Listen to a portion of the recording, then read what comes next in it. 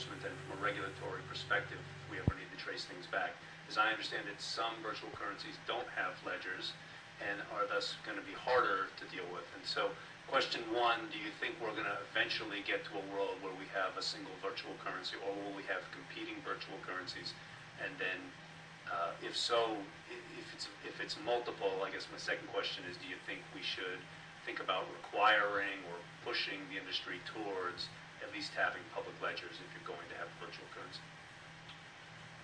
I think so far it seems like Bitcoin has such a sort of large head start, such a wider adoption. I wouldn't say necessarily that it will be the only virtual currency, but I think a lot of the potential advantages or differences in other currencies, Bitcoin could sort of pivot or adopt if the sort of the network and miners and people accepted that.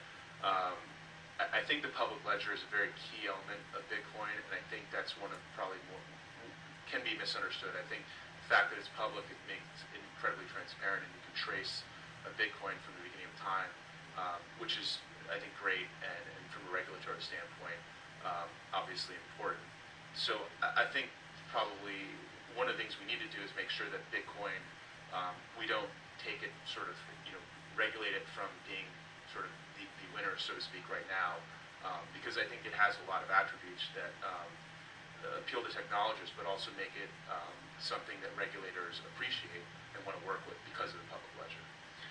Yeah, I think money has the ultimate network effects. So I think Bitcoin is the runaway winner, and I do believe it's very much a winner-take-all landscape. But if the regulation is so draconian, then that Bitcoin can't thrive, then the danger is there's alternatives, like you said, without a public ledger that might have more of a tumbler system where people put their money in and they can redeem it. You can't actually trace where the money's going. So that becomes a possibility if regulation's not thoughtful in a certain respect. I think keeping the word bit and not making it Bitcoin license is probably a good idea, just to leave the availability for some other innovation, because it could happen. It's possible. Any of our other panelists want to also address that question? Well, I think on the protocol side, the history of protocols are that it's a winner-take-all. It's HTTP, it's TCP/IP, it's SMTP. So I think on the protocol side, it's going to be Bitcoin. What can emerge in terms of the store of value, the currency component, I think is still TBD. Certainly, Bitcoin seems to be by far and away the most popular virtual currency to own and transact with, and maybe it just will be that way. But I can't say for sure that we don't see other virtual currencies emerge on top of the Bitcoin architecture. And there are some arguments as to why that would be a good thing, and there's arguments on the other side as to why that would not be a good thing. So I think that's less clear, in my mind anyway. Nothing more to add. I want to turn it over to my colleagues to ask some questions, but let me just ask one more.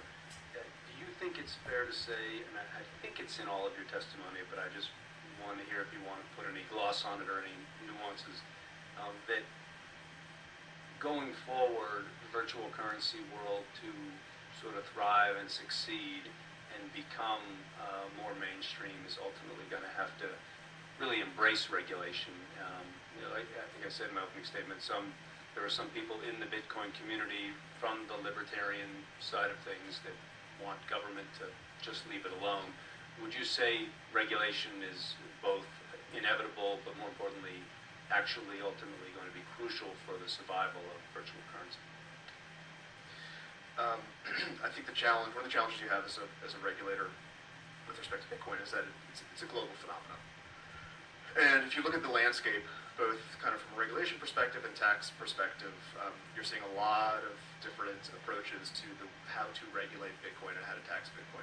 And I do believe that, I think Jeremy made the point earlier, that one of the reasons why the dominant exchanges are located overseas is because of the uncertainty around how those businesses should be regulated. And I think, unfortunately, that's a missed opportunity, and I do hope that we kind of right the ship, and the dominant exchanges end up in the U.S., and quite frankly here in New York. So I think over time, the regulators are going to have to come up with a way to treat Bitcoin that is balanced and thoughtful, but also recognize that this is a global phenomenon. And as much as certain policymakers, certain regulators may hate the idea of Bitcoin, typically once they dig in, they come to appreciate the power of it.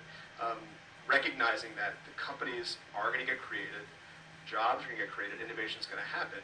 We've got to figure out a way to do it in a balanced way so that it happens here in the U.S. and hopefully here in New York. Speaking selfishly as an investor, I think that having clarity around regulation that's based in the U.S. And here in New York, which can serve as an example, as a positive example for other regulatory regimes as they develop around the world, is likely to be a very positive thing. I think that again, it needs to be balanced, and it needs to be appropriate so that the innovation can occur. Because if it isn't, then that innovation will occur outside of the boundaries of the U.S. And again, as an investor, that's less interesting to me, and I frankly think it's less good for consumers.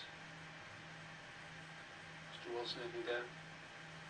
Yeah, I think it's inevitable that there's going to be regulation. There should be regulation, and clarity is important. The other thing that I think is important is to recognize that many of these new companies are 2, 3, 4-person companies. It's very difficult for them to do the same thing that J.P. Morgan Chase does.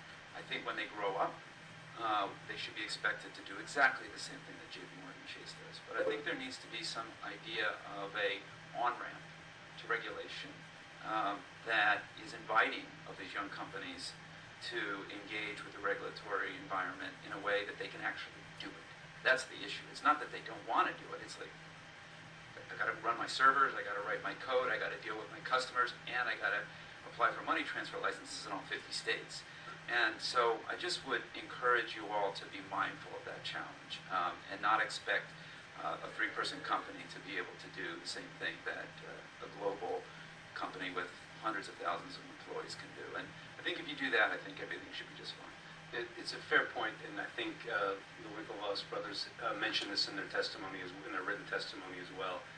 Look, we, on the regular old banking side, forget the internet for a minute, and the virtual world, we deal with the mega banks who have thousands and thousands of people working there, but we also deal with about 80 mostly upstate community banks, some of which have 10, 15, 8 employees. And one thing we're always cognizant of is not applying the same compliance costs or imposing the same compliance costs on a J.P. Morgan or a Goldman Sachs that we do these smaller community banks who would drive them out of business. And sometimes we see some federal regulations that are hitting those smaller community banks.